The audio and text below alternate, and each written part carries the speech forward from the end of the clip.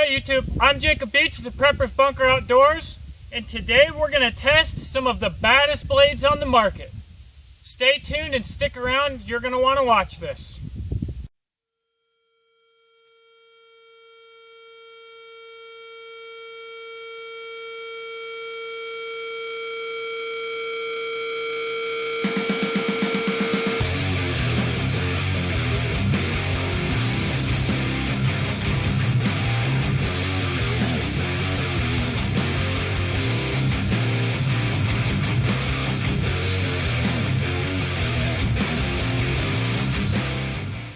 Before I get started, I want to talk about one of my buddies, Doug Wilson.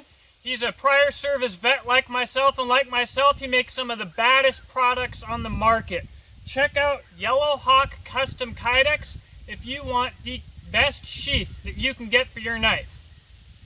So the first thing that I want to do is let's take a look at each one of these knives individually. Let's look at the blade length and the weight and see how they stack up on paper.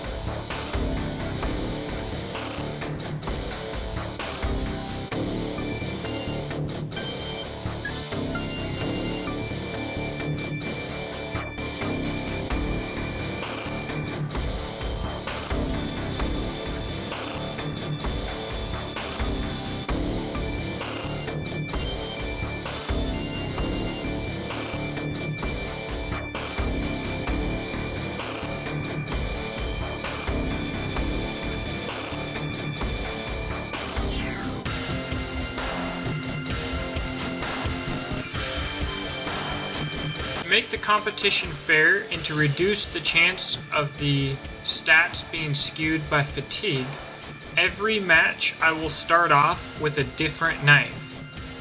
Now without further ado, get to the chopper!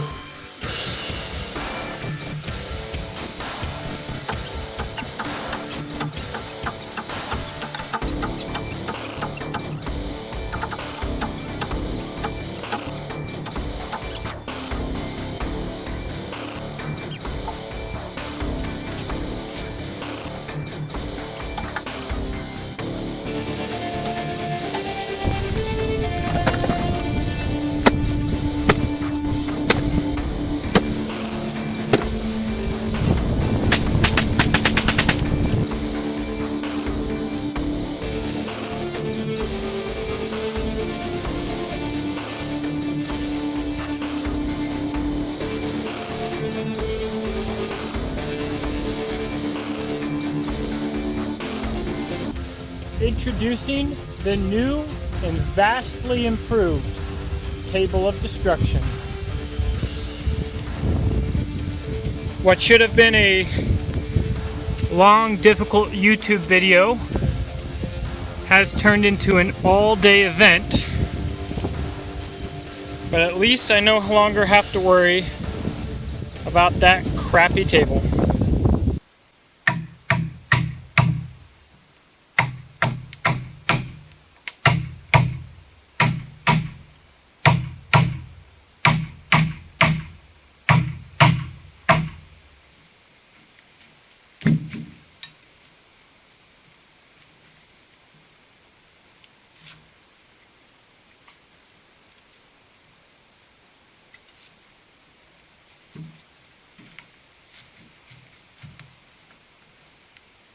Round 1, Bk9.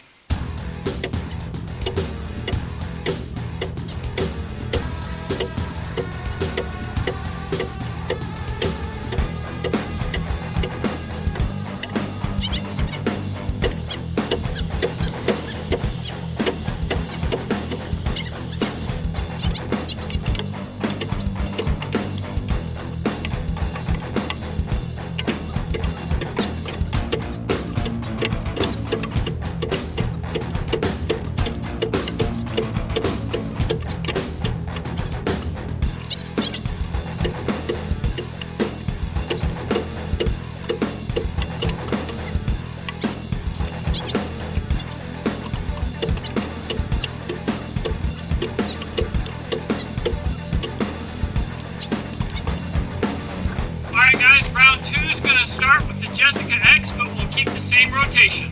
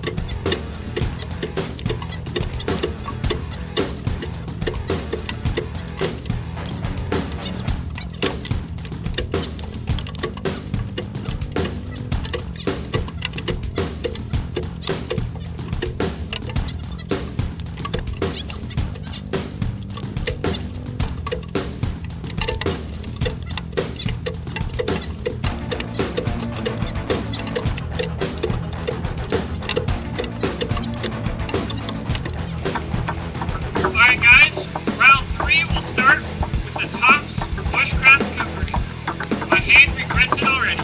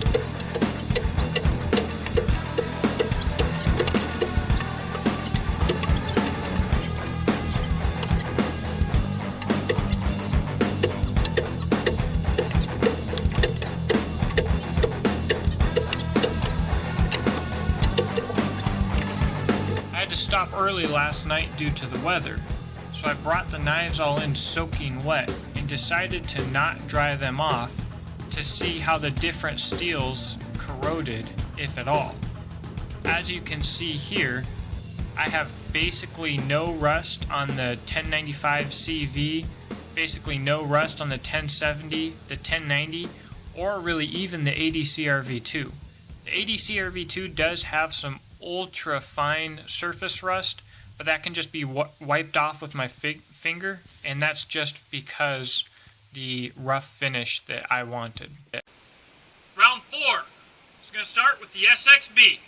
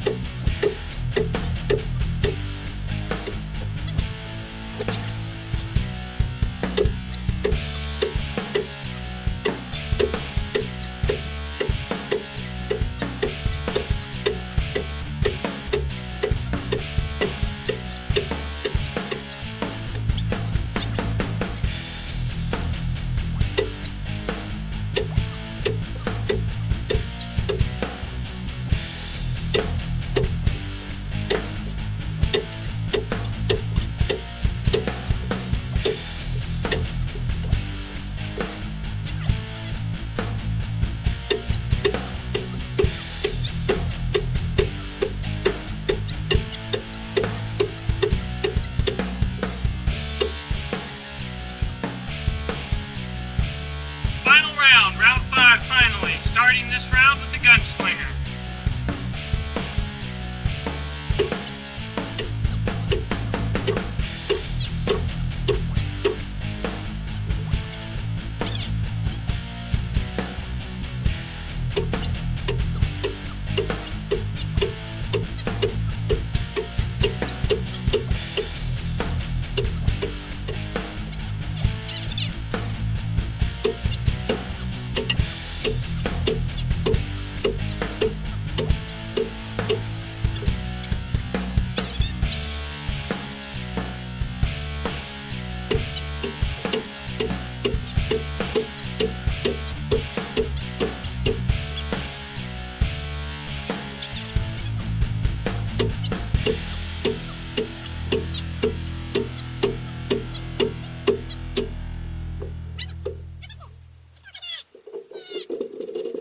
so the first knife that we tested was the Becker Bk9. They call this knife the King. It's actually the lightweight of today's group at just over 16 ounces. This knife in total took 124 chops, which averaged out was 24.8 chops. But since we got rid of the highest number and the lowest number of chops to account for differences in wood, it came out to a total of 63 chops for an average of 21 chops, which is really, really nice for a knife of this weight. So it did great. It didn't come in last, even being the lightest weight knife. The next knife that we tested was the Schrade Schf43, commonly called the Jessica X. This was designed by Chris Tanner. It's the most affordable blade that we tested. It comes at 55, 60 bucks, something like that on Amazon. It's also the heaviest at 32 ounces, but there's no doubt that it was the best performing production blade out of the group here. The total number of chops was 57 for an average of 19, but when we threw out the highest and lowest number of chops, it came out to a total of 34 for an average of 11.33. So whether you love or hate this knife, the way it looks, where it's made, or the guy who designed it, it performs well, and it is a lot of knife for the money. It's a cool piece. The next knife that we tested was the Tops Bushcraft Kukri. This knife had the shortest blade length. It's under 8 inches, 7.75 or 7 3/4, but it's also quite heavy at 22 ounces. It's very, very stout. A lot of metal there. This knife was really outclassed. It's also the second most expensive production knife in this test. So its total number of chops was 118 for an average of 23.6. When we cut the best and worst chopping sessions out and averaged them out, it came to 71 chops and an average of 23.6 again. This is the only knife where the average number of chops after the best and worst session was the exact same, or more correctly, just as terrible as it was before we got rid of the best and worst session. So that was interesting. Next up is the Tops SXB, designed by E.J. Snyder, the Skull Crusher! Alright, so this knife is 26 ounces. It is the most expensive production blade out of the group. I'm going to have a full review of this knife coming up soon. I've actually been impressed by it, which I did not expect. The total number of chops with this was 68 for an average of 13.6. And then after we axed the highest and lowest number of chops, it was 37 chops with an average of 12.33. At 26 ounces, this thing is tanky, but it has a better edge geometry than a lot of the tops that I've used, and it did pretty dang good. And finally, we tested my GunSlinger. This is my second design. This one's made by Dry Creek Forge. Ross did an outstanding job on this knife, and he also helped me design a lot of the elements of it and did some finishing touches on it that I love. I chose this instead of the Super Kook. A lot of people are asking me why I didn't compare these knives to the Super Kook out here. I compared the GunSlinger to these knives because at 28 ounces, it is very comparable to all the knives out here. It's lighter than the Jessica X. It's just a little bit heavier than the SXB, but it performed exactly as designed. Total number of chops was 50 for an average of 10. Once we got rid of the highest and lowest number, gave us a total of 28 chops with an average of 9.33. So this knife did exactly what I wanted it to do. It's really, really a well-balanced, really well-designed, all-purpose piece. So I'm really excited about that. So what I'm going to do now, I'm going to throw up a scoreboard and show you how they all compared to each other. What I'll tell you is that the GunSlinger got first place by a good margin. The Jessica X got second place, blew all the other production knives out of the water, really, especially when you consider the price, but it was pretty close to the GunSlinger. SXB got third place, the Becker Bk9 got fourth, and the Tops Bushcraft or Kukri got last place. It was an absolutely terrible blade, and I don't know if I'll ever find what it's actually good at. So I'll throw that scoreboard up for you here in a second.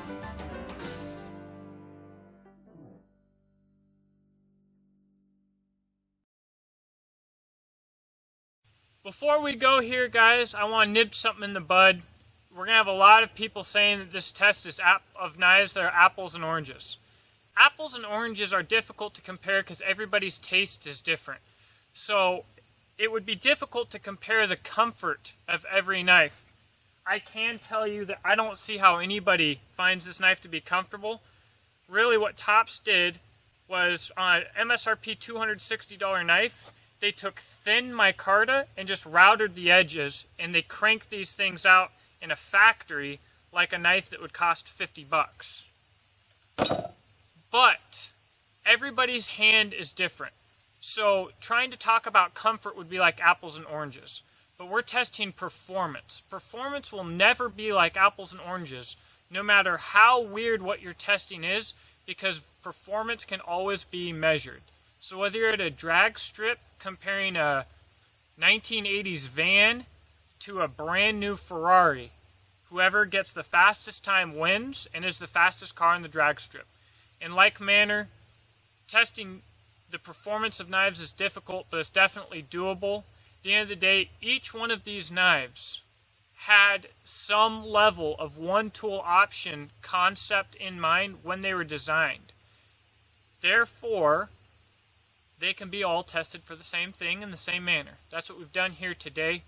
I really hope that you enjoyed this video, guys. Pretty soon here I'll do a batoning video of all of the same knives, and believe it or not, edge geometry and grind and all of that does play a big part in that. People think that anything will baton. It's just not the case. But we'll do that. If you enjoyed this video, please share it with your friends. If you've got knives that you'd like me to review, let me know or send them to me. And I'll talk to you guys in the comments section. Thank you very much.